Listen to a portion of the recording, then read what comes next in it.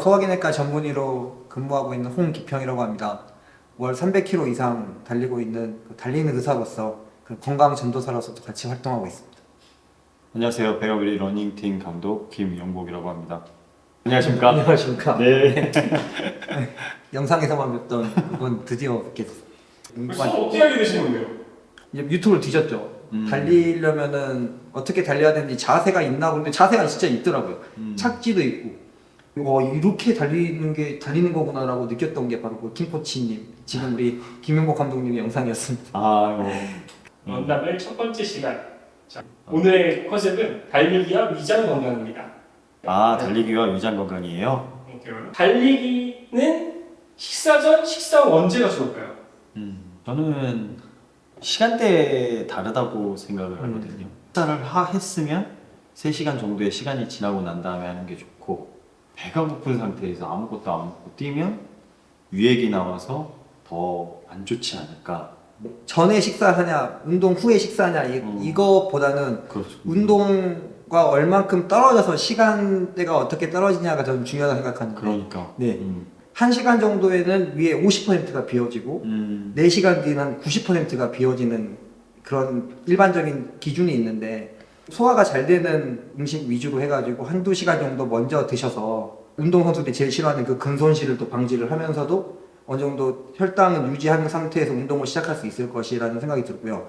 운동 직후에는 교감신경이 충분히 활성화되어 있는 상태인데 우리의 소화는 주로 부교감신경 쪽에서 많이 담당을 하고 있기 때문에 운동 직후에 식사를 하는 것보다는 그때는 탈수가 되지 않게 충분히 수분 섭취를 해주고 땀 때문에 빠지는 전해질 같은 거나 그런 걸 보충제를 통해서 보충을 시켜주고 단백질도 마실 수 있으면 마시는 걸로 그렇게 보충을 한 다음에 균형 잡힌 식사를 하는 걸 저는 추천드리고 있습니다. 뭘 먹으면 배가 아프다고 해서 안 먹고 오시는 분들이 있어요. 아예 점심 이후로.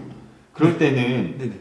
근손실이 일어나죠. 근손실이 일어나죠. 맞죠. 네. 운동이 도움이 안 되죠. 네, 그렇죠. 이걸 아무리 이야기를 해줘도 네네네. 그놈의 공복 유산소. 네네. 그리고 두 번째는 무언가를 먹으면 3-4시간 전에 먹어도 소화가 잘 안 돼요. 소화가 잘 안 돼서 글리코겐 상태로 당을 저장을 한 상태에서 그걸 가지고 운동을 하게 되는데, 그게 다 고갈되어 있는 상태라고 하면은 이제 근육에 있는 걸 다시 빼가지고 쓰고 그렇기 때문에 근손실이 생길 수밖에 없는 상황입니다.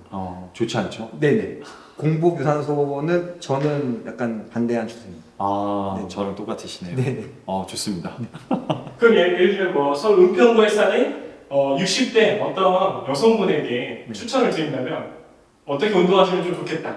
운동 전에 한 2시간 정도는 탄수화물, 소화가 잘 된 탄수화물 위주의 식사, 머릿속에 금방 떠오르는 거는 역시 바나나가 있습니다. 운동선수를 좋아하는 바나나를 먹고 운동을 하는 거죠.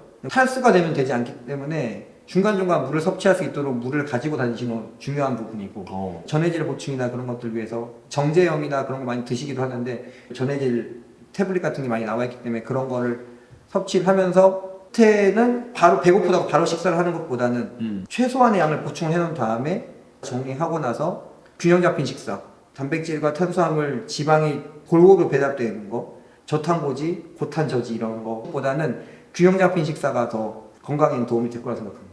저랑 똑같은 생각이세요. 전 영양분을 충분히 드시고 네네. 그다음에 2시간에서 3시간 정도가 지난 다음에 운동을 나오신다면 네. 걷는 걸 먼저 한 다음에 그 다음에 시간이 한 일주일 정도 지나면 한 1분 정도를 걷고 1분 정도를 뛰는 걸로 바꾸고, 한 5일 6일이 지났는데 안 힘들어. 그 다음에는 15분으로 조금만 늘리세요.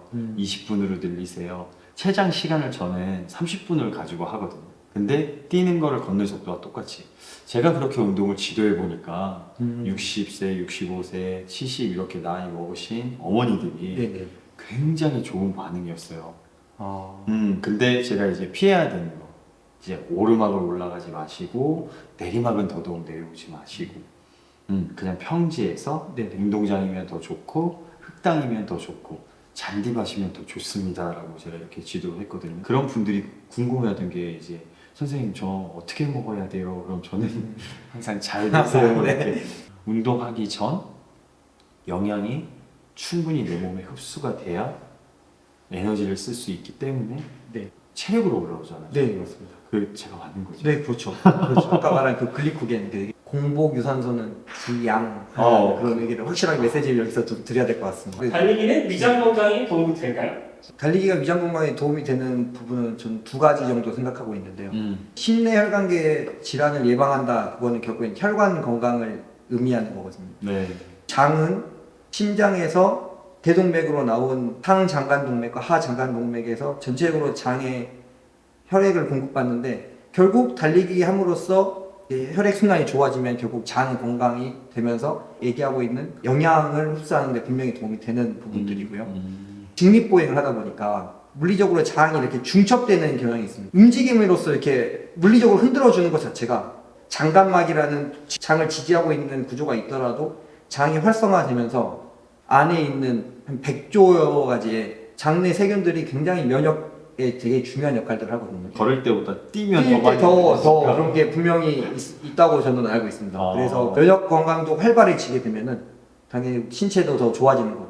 달리기는 그럼 만병통치약 장에 대해서는 일단요. 그 혈액순환이 잘 되게 네네네 그죠. 그럼 무조건 해야 되는 거네요. 또 장이랑 뇌랑 연관이 있다는 그런 브레인 겉 엑시스 약간 이러한 개념들이 또 있는데 뇌랑 장이 서로 상호작용을 한다고는 돼 있거든요. 네. 그런 연구들이 많이 되고 있어가지고 결국 장 건강이 정신 건강과 뇌 건강에도 영향을 미치는 부분도 분명히 있기 때문에 달리기가 장을 건강하게 하면서 더 우리 몸을 건강하게 해주는 그런 개념까지 확대시킬 수 있을 것 같습니다. 달리기 이거 무조건 영상을 봐야 될 것 같은데요. 저는 30대 초반부터 고지혈증 약을 먹고 있습니다. 누가 보면 이제 약 먹어서 나아진 게 아니냐. 이거는 젊은 사람으로서는 거의 볼 수 없는 수치인데 그런 것들을 좀 더 얻기 위해서 하는 부분도 분명히 있는데 이 좋은 걸 더 많이 나누고 싶은 그런 마음이 있습니다.